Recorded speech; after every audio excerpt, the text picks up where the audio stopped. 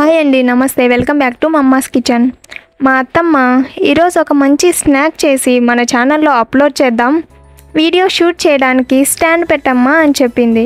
ఏం స్నాక్ చేస్తున్నావు అత్తమ్మ అని అడిగితే స్నాక్ పేరు డబల్ డెక్కర్ అని చెప్పింది. డబల్ డెక్కర్ అంటే బస్సు కదా, మా అత్తమ్మ ఏంటి స్నాక్స్ పేరు చెప్తుంది, అసలు ఎలా చేస్తారు అని అడిగితే బ్రెడ్కి ఫ్రూట్ జామ్ అలాగే గ్రీన్ చట్నీ అప్లై చేసి శనగపిండిలో బాగా డిప్ చేసి ఆయిల్లో వేయాలని చెప్పింది. శనగపిండిలో వేస్తాం కాబట్టి కొద్దిగా స్పైసీగా బజ్జీలాగా టేస్ట్ బాగుంటుందిలే అనుకున్నా, కానీ జామ్ అప్లై చేస్తే తీయగా ఉంటుందేమో, అసలే మనకి స్వీట్ అంటే నచ్చదు కదా, స్వీట్ హాట్ కలిపి ఎలా తినాలి, టేస్ట్ బాగుంటుందో లేదో అనుకున్నా. కానీ బ్రెడ్ బజ్జీ చేసిన తర్వాత టేస్ట్ చేస్తే నిజంగా చెప్తున్నా టేస్ట్ అయితే చాలా బాగుంది. నేను అనుకున్నంత తీయగా అయితే లేదు. ఒకసారి టేస్ట్ చేస్తే స్వీట్ హాట్ కలిపి తినడం ఇష్టం లేని వాళ్ళు కూడా ఇష్టంగా తింటారు నాలాగా. చల్లారిన తర్వాత కాకుండా వేడివేడిగా తింటే అంత టేస్టీగా ఉంటుంది. మరైతే బ్రెడ్ బజ్జీ ఎలా ప్రిపేర్ చేయాలో చూద్దామా. బ్రెడ్కి అప్లై చేయడానికి గ్రీన్ చట్నీ కావాలి కదండి. సో దానికోసం ఒక మిక్సీ జార్ తీసుకొని ఇందులో ఒక పిరికెడు పుదీనా, ఒక పిరికెడు కొత్తిమీర, ఒక 10-11 వరకు పచ్చిమిర్చి వేసుకోవాలి. ఇప్పుడు ఇందులో కొద్దిగా వాటర్ వేసుకుంటూ మెత్తగా మిక్సీ పట్టుకోవాలి. ఇలా మెత్తగా మిక్సీ పట్టుకొని ఒక బౌల్లోకి తీసి పక్కన పెట్టుకుందాం. ఇప్పుడు శనగపిండి బ్యాటర్ ప్రిపేర్ చేసుకోవడానికి ఒక బౌల్ తీసుకొని ఇందులో 8 టేబుల్ స్పూన్ల దాకా శనగపిండిని వేసుకుంటున్నాం. అలాగే కొద్దిగా వంట సోడా, 1 టేబుల్ స్పూన్ దాకా కారం పొడి, అలాగే రుచికి తగ్గట్టు ఉప్పు వేసి కొద్దిగా వాటర్ వేసుకుంటూ బాగా కలుపుకోవాలి. ఎక్కడ ఉండలు కట్టకుండా బ్యాటర్ ఈ కన్సిస్టెన్సీలో ఉండేలా కలుపుకోవాలి.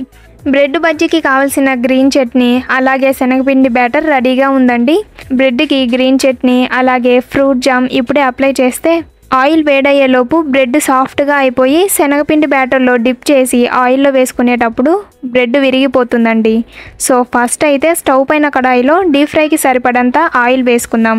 ఆయిల్ వేడవడానికి కొద్దిగా టైం పడుతుంది కాబట్టి ఈలోపు బ్రెడ్కి గ్రీన్ చట్నీ అలాగే జామ్ అప్లై చేసి పెట్టుకుందాం.